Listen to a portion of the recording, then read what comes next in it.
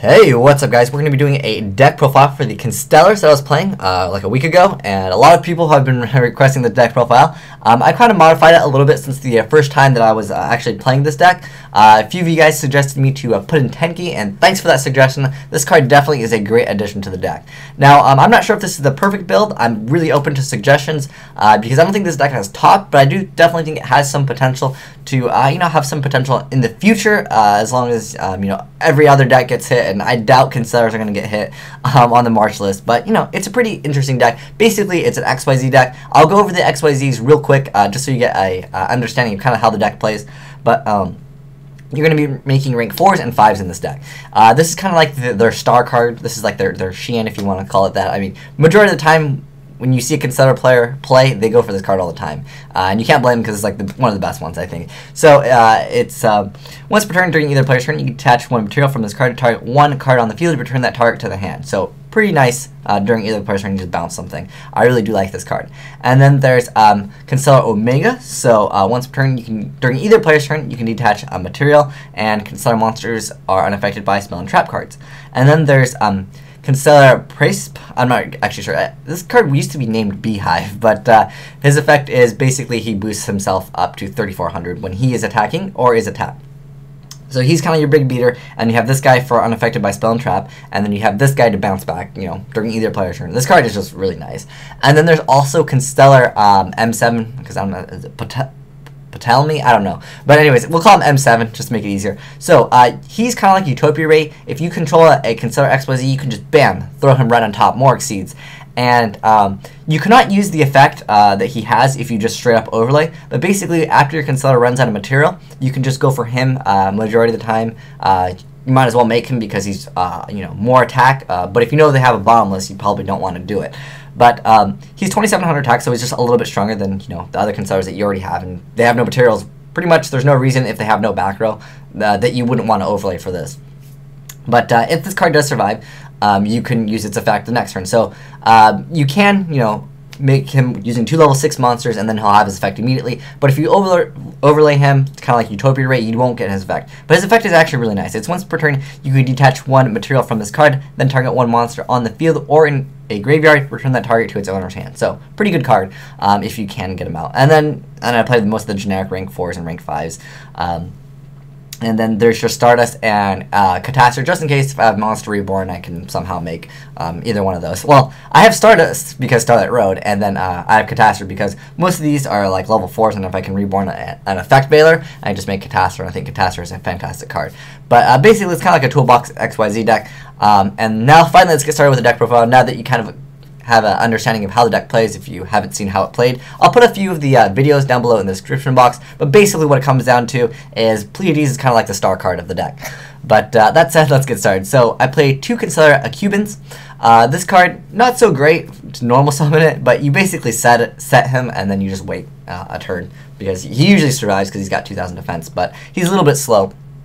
And then we have Constellar Algidi, I believe that's how it's pronounced, but her effect, I believe it's a her, I'm not sure. But anyways, the effect of this card is that when it's normal summon, you can special summon one level 4 Constellar monster from your hand. The only downside to this card, rather than playing Constellar Pollux, is Pollux gains an additional normal summon, whereas this special summons the monster, so if they maxi, your opponent will get to draw 2 cards, more than likely, because you're going to go for an XYZ anyways, and they will get to draw an additional card, whereas if you go for Pollux and then you get an additional normal summon, they won't get to draw a card off of that. So that's the downside to running Algidi, but I maxed out on both of them, so yeah. And then I'm playing Triple Cost. This is like the key card in here because this card allows you to go for rank 5s, and rank 5 Pleiades is kind of like the key card. And I also have Triple Tenki to search out the cost, because cost is kind of like the best one, and it becomes 1,900 with Tenki on the field, so pretty good stuff. And it's kind of your card that you can go and make rank 3s if you need to. I only play like I only play like stem mains in here. I very rarely won't need to make 10 tempo because like majority of the time I'll just go for this and just bounce it back anyways. Yeah, this card's just fantastic. So it can't be used as synchro material monster, but up to twice per turn you can target one Constellar monster on the field. to activate one of these effects. You can increase the level by 1 or decrease the level by 1. So allows you to go for rank 3s, 4s, and 5s. So pretty awesome stuff. This is like the key card in the deck, I would say. And then I play 3 Pollux, which is basically like the same thing of Algidi. It's just basically just spam and go for an XYZ. And then I play triple Constellars Sombres. Well, this card's really good. It's not really good like opening up with it if you don't have like an XYZ play, but basically after you XYZ, you have this card to go to. So this one's effect is you can banish one Constellar monster from your graveyard to target one Constellar monster in your graveyard. Add that target to your hand. You can only use the effect once per turn, but once per turn, if the effect was activated this turn, you can normal summon one Constellar monster as an additional normal summon. And then if this card is in your graveyard because it was sent there, this turn you can normal summon one Constellar monster with 1 less tribute. But that effect I don't really use because I don't really play the level 5s. But like this is an example of a level 5, but I just don't play that one. But Sombres basically is kind of like a Blizzard or Wind-Up Rat, if you want to call it that, but you got to banish one. So it lets you get that additional normal summon, but at the cost of you already have to have one in the grave. Sometimes you can banish these, but I do play triple XYZ Reborn because this deck's all about the XYZs, and if you can bring back Pleiades, it's pretty nasty because remember, you get to have this as XYZ material, so it's really nice. So it's like, let me just get back this monster and then like bounce a card. It's just good. That's what it comes down to. But this card's pretty good. And then you play Honest because all the Constellars, well, all these ones over here are light, and then all the XYZs are also light in the Constellar family. Next up for the spells, I play triple Constellar Star Chart. It kind of reminds me of like a 6 Samurai United, but it can only be used like, you can only activate it. You can only use it like once per turn. When a Constellar monster is XYZ, once per turn, when a Constellar XYZ monster is special summoned face up to your side of the field, you can draw 1 card. So it doesn't have to be XYZ summon, it's just when a Constellar XYZ monster is special summoned. So that should work with XYZ Reborn, which is pretty awesome. Good stuff, and then you basically just draw a card. Relatively simple.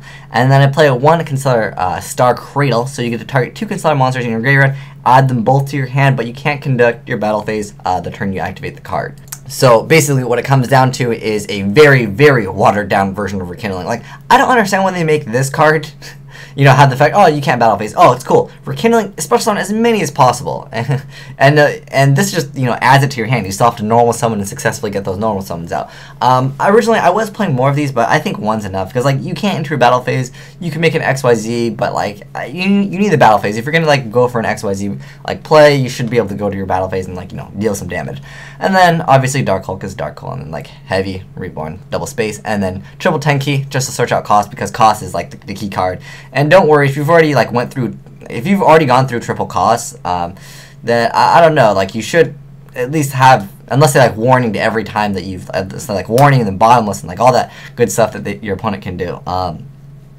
You should win if you've already went through them. So I don't really find it like that you can dead draw these, because if you have triple costs in your hand, you're pretty good to go anyways. And you can still have it on the field and you get that 100 attack boost.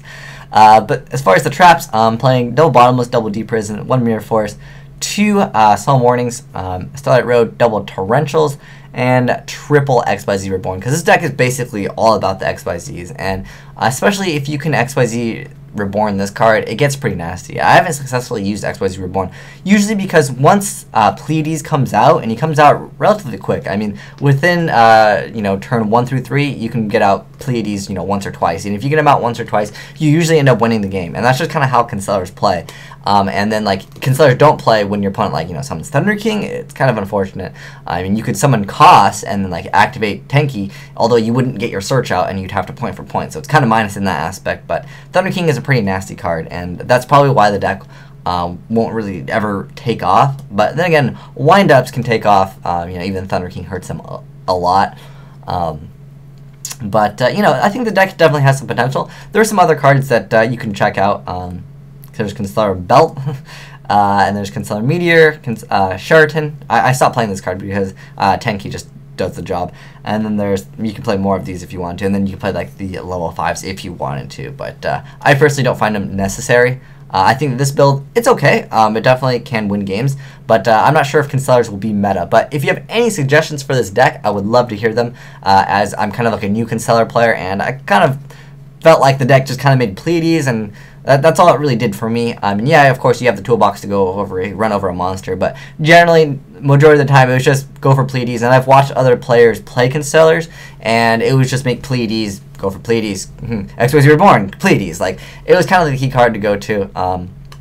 So it's not a very interesting deck at the moment, but perhaps in the future, if there's more support or different ways to play the deck, I would love to revisit them. Or if you have any suggestions to like change this deck, I would love to hear them, and I might check it out in the future. But I hope you guys enjoy this deck profile, because a lot of you guys wanted it, because it is something interesting. It's not really meta, and it is a decent deck.